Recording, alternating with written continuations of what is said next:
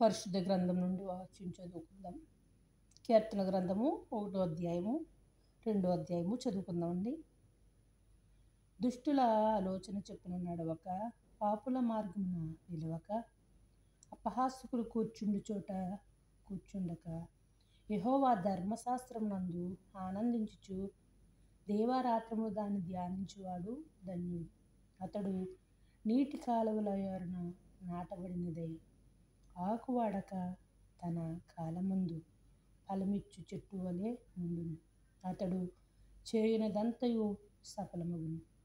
దుష్టులు అలాగనుండక గాలి చెదరగొట్టు పొట్టు వలె నుందురు. కాబట్టి న్యాయ విమర్శనలో దుష్టులను, నీతిమంతుల సభలో పాపులను నిలవరు. నీతిమంతుల మార్గము యెహోవాకు తెలియను, దుష్టుల మార్గము నాశనమునకు నడుపును. 2వ అధ్యాయం చదువుకుందామండి.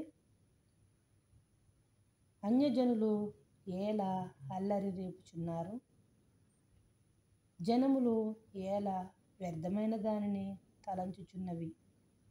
మనము వాటి కట్లను తెంపుదము రండి, వారి పాశములను మన యొద్ద నుండి పారవేయుదము రండి అని చెప్పుకొనుచు, భూరాజులు యెహోవాకును ఆయన అభిషిక్తునికిని ఏలికలు ఏకీభవించి ఆలోచన చేయుచున్నారు. ఆకాశమందు ఆసీనుడగువాడు నవ్వుచున్నాడు. ప్రభువు వారిని చూచి అపహాసించుచున్నాడు.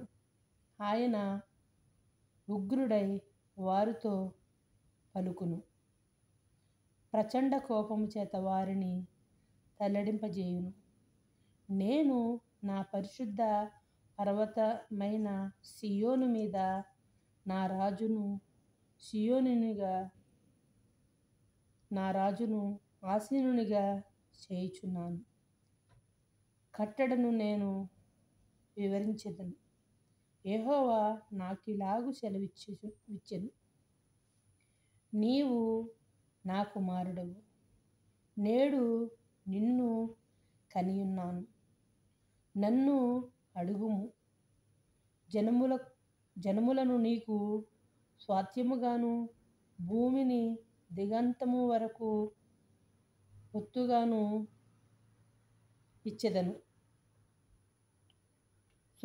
ఇచ్చెదను. ఇనుపదండముతో నీవు వారిని నలగగొట్టెదవు, కొండలను పగలగొట్టినట్టు వారిని ముక్కచెక్కలుగా పగలగొట్టెదవు. కాబట్టి రాజులారా వివేకులయుండుడి, భూపతులారా బోధనొందుడి. భయభక్తులు కలిగి యెహోవాను సేవించుడి, గడగడ వణుకుచు సంతోషించుడి. ఆయన కోపము త్వరగా రగులుకొనును. కుమారుణ్ణి ముద్దు పెట్టుకొనుడి, లేని ఎడల ఆయన కోపించును. అప్పుడు మీరు త్రోవ తప్పి నశించుదురు. ఆయనను ఆశ్రయించు వారందరూ ధన్యులు. అబ్షాలోము తన కుమారుని ఎదుట నుండి పారిపోయినప్పుడు దావీదు రచించిన కీర్తన.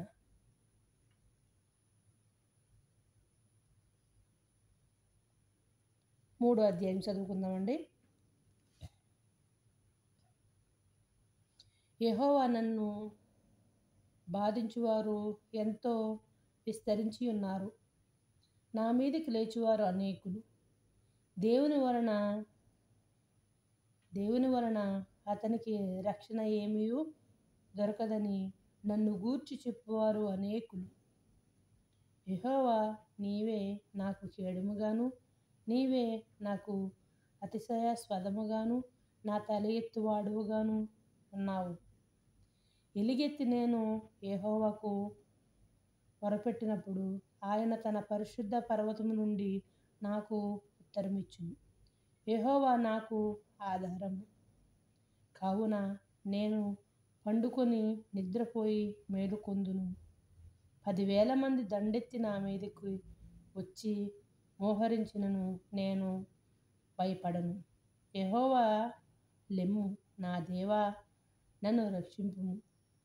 నా శత్రువులనందరినీ దవడ ఎముక మీద కొట్టువాడవు నీవే. దుష్టుల పళ్ళు విరగొట్టువాడవు నీవే. రక్షణ యెహోవాది. నీ ప్రజల మీదకి నీ ఆశీర్వాదము వచ్చునుగాక.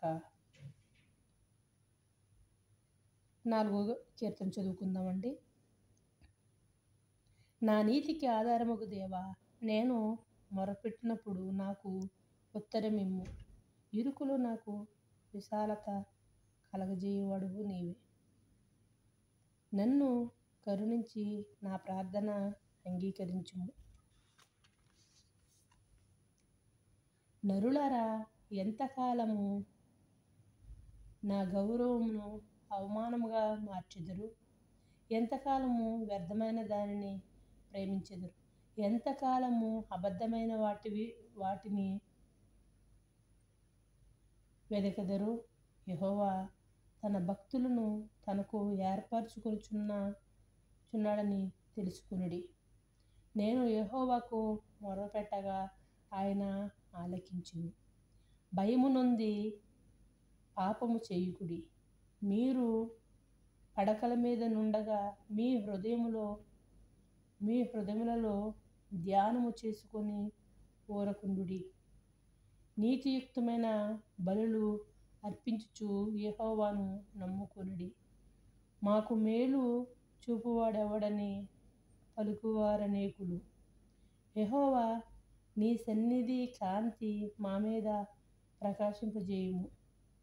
వారి ధాన్య ద్రాక్షారసములు విస్తరించిన నాటి సంతోషము కంటే అధికమైన సంతోషము నీవు మా హృదయములలో పుట్టించితివి. యెహోవా, నెమ్మదితో పండుకొని నిద్రపోదును. నేను ఒంటరిగా నుండినను నీవే నన్ను సురక్షితముగా నివసింపజేయుదువు. ఆమేన్.